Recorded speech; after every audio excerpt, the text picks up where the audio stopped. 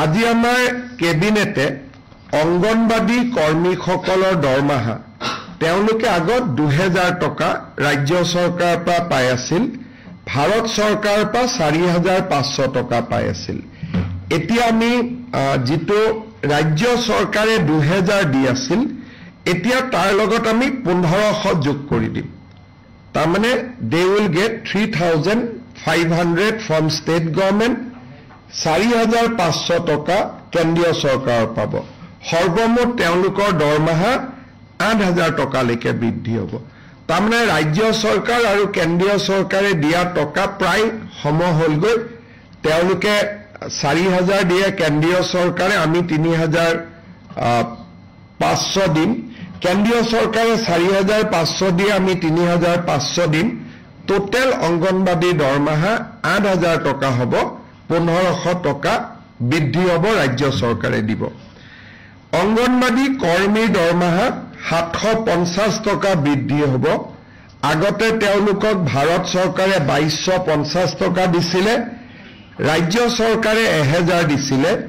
এতিয়া ভাৰত চৰকাৰৰ পৰা 2250 টকা পাব আৰু ৰাজ্য চৰকাৰৰ পৰা 1750 টকা পাব। সৰ্বমুঠ 4000 টকা পাব।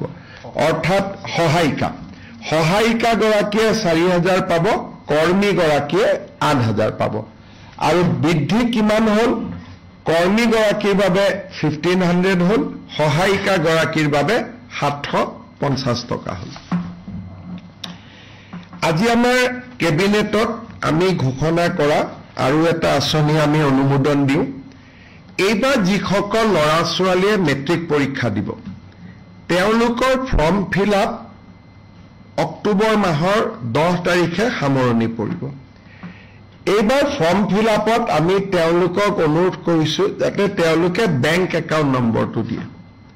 আৰু কেবিনেটে যে অনুমোদন কৰিছে যে 1 নৱেম্বৰৰ পৰা মেট্ৰিক শেষ নোহোৱা পৰ্যন্ত প্ৰত্যেকজন উচ্চতৰ HSLC মেট্ৰিক পৰীক্ষাৰ্থীক আমি প্ৰতি মাহত 300 টকাকৈ তেওঁলোকৰ বেংক একাউণ্টত দিম।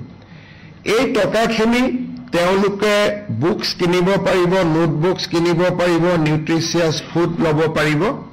অৰ্থাৎ 5 লাখ ষ্টুডেণ্টে মাহত 300 টকাকৈ অলমোষ্ট, আমি মেট্ৰিক কোন মাহত হয় নাজানো, যদি এপ্ৰিলত হয় 6 মাহৰ কাৰণে পাব, যদি ফেব্ৰুৱাৰীত হয় 4 মাহৰ কাৰণে হ'ব, যদি মাৰ্চত হয় 5 মাহৰ কাৰণে পাব। তাৰমানে কোনো মেট্ৰিক কেণ্ডিডেটে নিউট্ৰিচিয়াছ ফুড বা কিতাপ পত্ৰ কিনাৰ পৰা বঞ্চিত হ'ব নালাগে। নিজকে মেট্ৰিকৰ কাৰণে প্ৰিপেয়াৰ কৰাৰ কাৰণে তেওঁলোকে 300 টকা লাভ কৰিব প্ৰত্যেক মাহত।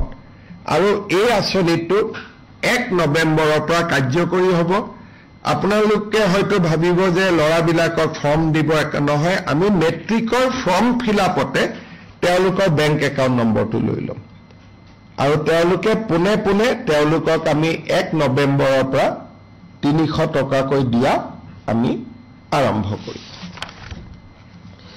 শেষত স্বাস্থ্য বিভাগৰ আজি এটা ডাঙৰ সিদ্ধান্ত এটা আছে।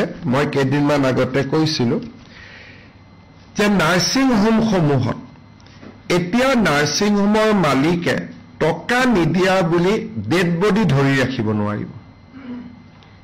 যদি কোনোবা ব্যক্তিক পৰিয়ালৰ মৃত শৰীৰ নাৰ্ছিং হোমে 4 ঘণ্টাতকৈ বেছি ধৰি ৰাখে, তেতিয়াহ'লে সেই ব্যক্তিগৰাকীয়ে 104ত ফোন কৰিব, নহ'লে লোকেল পুলিচক ফোন কৰিব।